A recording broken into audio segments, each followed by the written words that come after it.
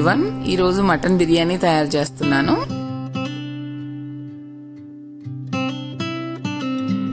First 1 kg mutton ని wash చేసుకొని బౌల్లో వేసుకోవాలి.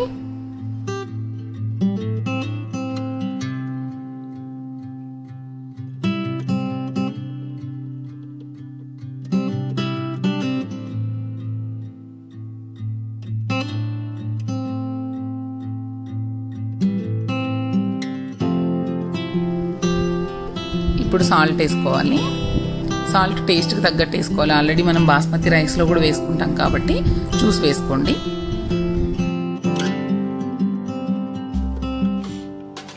నెక్స్ట్ అల్లం వెల్లుల్లి paste 3 spoons.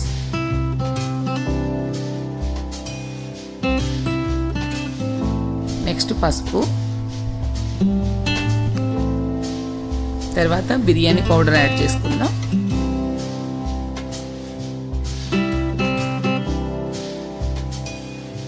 Biryani masala powder ఒక 4 స్పూన్స్ వేసుకున్నాను. దాని తర్వాత కారం యాడ్ చేసుకుందాం.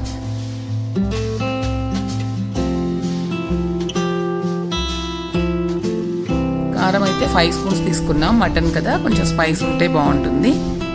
దాని తర్వాత కొంచెం నిమ్మరసం, దాని తర్వాత కర్డ్,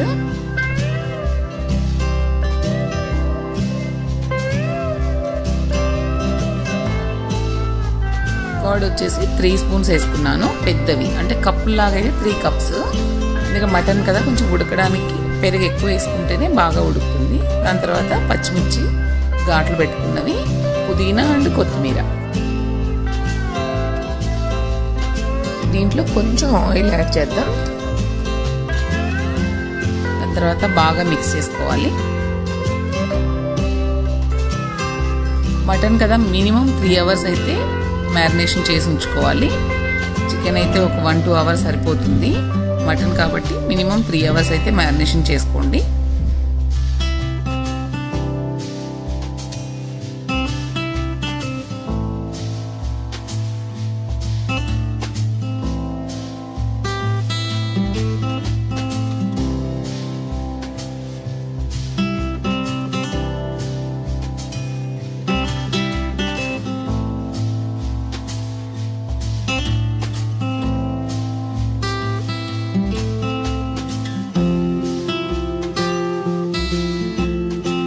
ఇది ఇలా మ్యారినేషన్ చేసి పక్కన పెట్టేశాను కదా 3 అవర్స్. దాని తర్వాత నేను కడాయి పెట్టుకోవాలి, మందంగా ఉన్నది.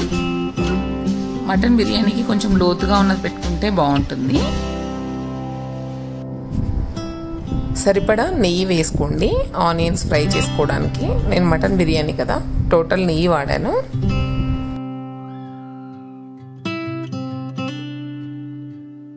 ఇప్పుడు ఆనియన్స్ వేసుకొని బాగా ఫ్రై చేసుకోవాలి.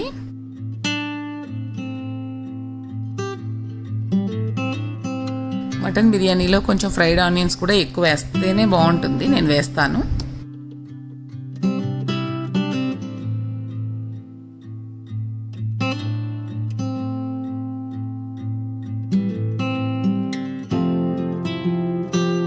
ఆనియన్స్ కొంచెం తొందరగా మగ్గిపోవాలంటే కొంచెం సాల్ట్ యాడ్ చేసుకోండి, ఫాస్ట్గా మగ్గిపోతాయి.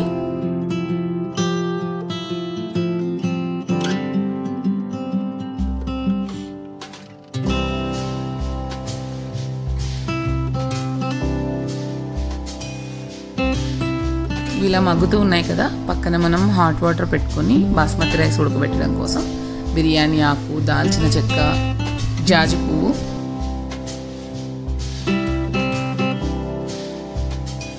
కొన్ని లవంగాలు, ఇలాచి, షాజీరా వేసుకోవాలి. దాని తర్వాత నేను ఆల్రెడీ బిర్యానీ పౌడర్ రెడీ చేసి పెట్టుకుంటాను కదా, మీకు అంతకుముందు చికెన్ బిర్యానీలో చూపించాను కదా ఎలా చేసుకోవాలి బిర్యానీ పౌడర్ అని. అంతకుముందు నా చికెన్ బిర్యానీ రెసిపీలో చూడండి, దాంట్లో క్లియర్గా ఇచ్చాను. ఆ బిర్యానీ పౌడరు ఒక 1/2 స్పూన్ వేసుకుంటే సరిపోతుంది.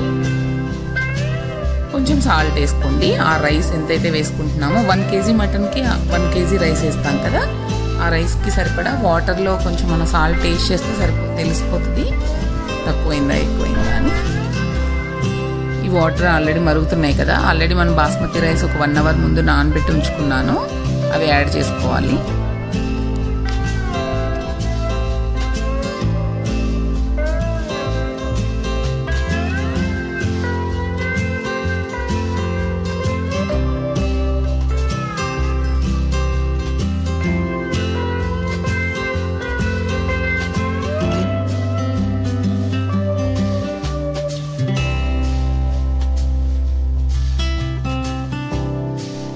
ఈ రైస్ ఇలా ఉడుకుతూ ఉండగా పక్కన ఆనియన్స్ ఆల్రెడీ ఫ్రై అయిపోతున్నాయి కదా.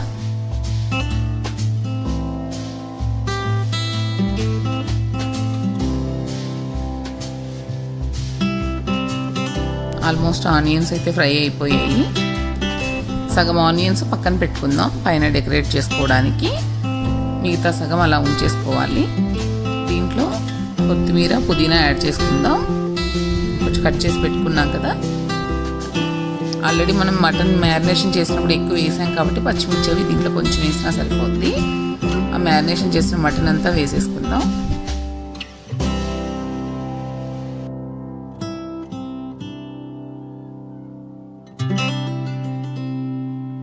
చికెన్ అయితేనేమో నేను కొద్దిసేపు ఫ్రై లాగా చేసి ఆ తర్వాత రైస్ వేసాను కదా, మటన్ని అంతసేపు ఫ్రై చేయనవసరం లేదు, కొంచెం ఉడుకుతూ ఉంటే చాలు.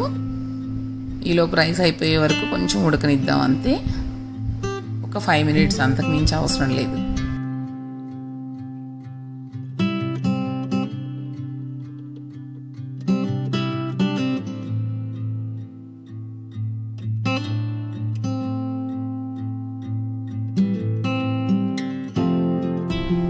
ఇలా మూత పెట్టేసేసి ఒక్క 5 మినిట్స్ రైస్ ఉడికే వరకు. ఆల్మోస్ట్ రైస్ కూడా 50% ఉడికిపోయి.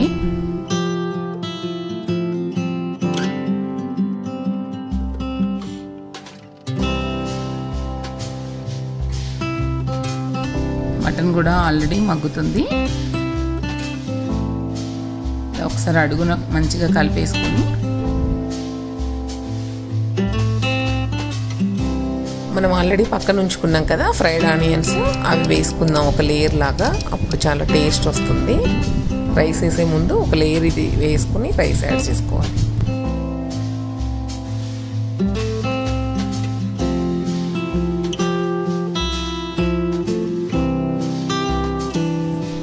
ఇప్పుడు మనం స్విమ్లో పెట్టుకొని ఆల్రెడీ 75% బాయిల్ అయిపోయింది కదా రైస్, అది యాడ్ చేసుకుందాం.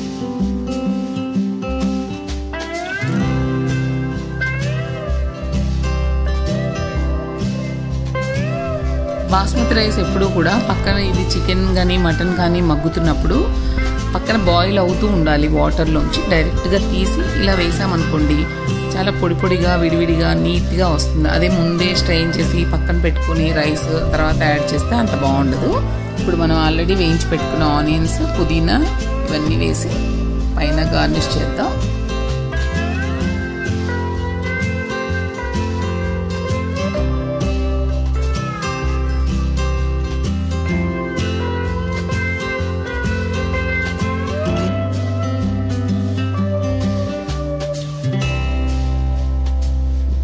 అలాగే పాలల్లో కుంకుమ పువ్వు వేసి నానబెట్టి పెట్టాను, అది వేసుకుందాం.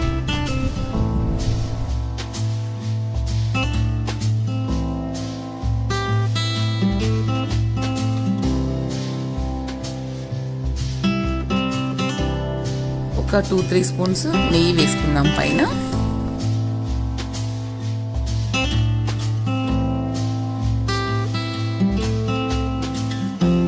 ఇప్పుడు నెయ్యి వేసేసుకున్నాం కదా, టైట్గా ఉన్న లిడ్ పెడుతున్నాను, అందుకని నేను క్లాత్ పెట్టి పెట్టట్లేదు, కానీ క్లాత్ ఓన్లీ పైన వేస్తానన్నమాట. కింద పాన్ పెట్టేసేసి వెట్ క్లాత్ పెట్టి పైన మూత పెట్టేసేసి ఒక 40 మినిట్స్ పెట్టానండి దమ్లో. చాలా కరెక్ట్గా వచ్చింది. ఓపెన్ చేసి చూద్దామా.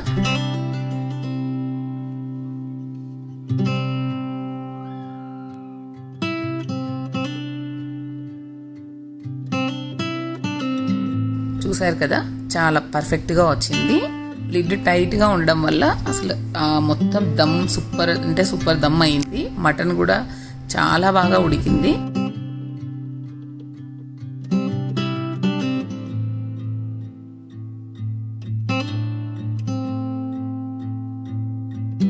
చూసారు కదా, రైస్కి కింద నుంచి ఇలా లేయర్స్ లాగా వచ్చింది మసాలా అంతా పై వరకు. చాలా స్మూత్గా ఉడికింది. మటన్ అంత మెత్తగా ఉడికింది, కానీ రైస్ కూడా చాలా పొడి పొడిగా వచ్చింది. చూసారా? మీకు నా రెసిపీస్ నచ్చినట్లయితే నా ఛానల్ని లైక్ చేయండి, షేర్ చేయండి, సబ్స్క్రైబ్ చేయండి. పక్కనే బెల్ ఐకాన్ ఉంటుంది, క్లిక్ చేయండి. నేను వీడియో పెట్టగానే మీకు అప్డేషన్ వస్తుంది. Thank you.